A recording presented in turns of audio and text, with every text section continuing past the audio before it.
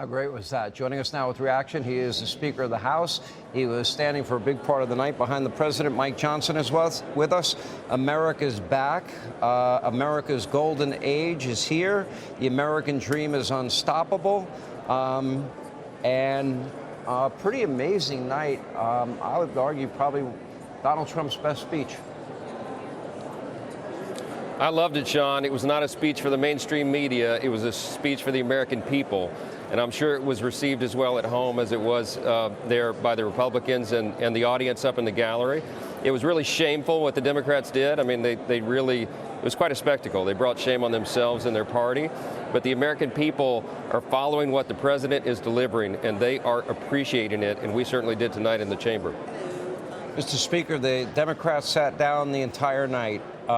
They could not even stand for that young man. They could not stand for Laken Riley's family. They could not stand for Jocelyn Nungary's mother. They couldn't stand for anybody. No tax on tips, no tax on overtime or Social Security. Do they stand for anything? No, not even the terrorists that we've apprehended now that masterminded the disaster at Abbey Gate. It was really quite a spectacle.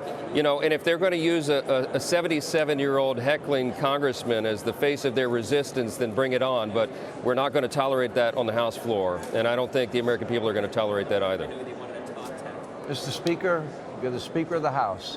What happens to somebody like Al Green when he pulls off a stunt like that? Well, we escorted him off the floor. He couldn't behave himself. It's quite shameful. It brought shame on, I'm sure his constituents are not proud of that tonight. But I suspect that there'll be a censure resolution brought on the floor to discipline him. We have to do that inside the House. We have to maintain decorum. Yeah. Yeah. The President laid out, too, I mean, a vision for the country. He not only talked about all the things that he did, you know, getting out of the WHO, the Paris Accords, the UN Human Rights Council, et cetera, getting rid of the EV mandate, you know, but he also, free speech is back, woke is dead in America, end of DEI, CRT, DOGE. He spent a lot of time on the waste, fraud, corruption, abuse, and he went on and on and on about balancing the federal budget, passing tax cuts and reciprocal tariffs, the Laken Riley Act, protecting police officers. I mean, that's just off the top of my head about, you know, what is shock and awe, I think, to this city where I am tonight. What's your reaction?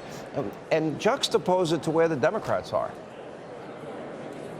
Well, you know, the thing to remember is that all of that was accomplished in less than 50 days. I mean, imagine that. He's accomplished more in this short period of time than most presidents do in a 4-year term. And as he said tonight, he's just getting started. We cannot wait to codify this. The House and the Senate will be working in lockstep with him in unified government. The Republicans have a mandate from the American people, and President Trump is using it. You know, the Democrats don't have a leader. They don't have a vision. They don't have a platform they can run on. So all they can do is this, you know, make it a spectacle on the House floor. But we're going to govern, Sean, and we're going to move the ball forward for the American people. And it is going to be a new golden age for America, and President Trump is leading it, and we are so excited to be a part of it. Well, I think it was a big night for the Republican Party. Will you have the votes to get this economic plan passed quickly, which I would argue, you know, anytime you're going to have an economic recovery, you need a little time for that recovery. Will that happen? And when do you think you can complete that in conjunction, obviously, with the Senate, which has kind of, you know, more difficult rules and a process when you use reconciliation? Yeah, we've laid out a very aggressive schedule. We passed the budget resolution last Tuesday night. The Democrats and the media said it couldn't be done, but the Republicans in the House stuck together and got it done.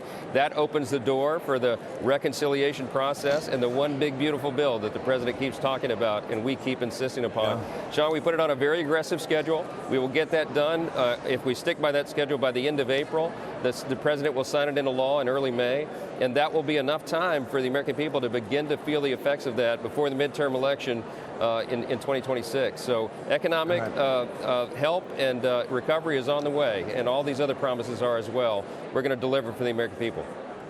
All right, Speaker Mike Johnson, great to have you, and we'll be following that progress very closely.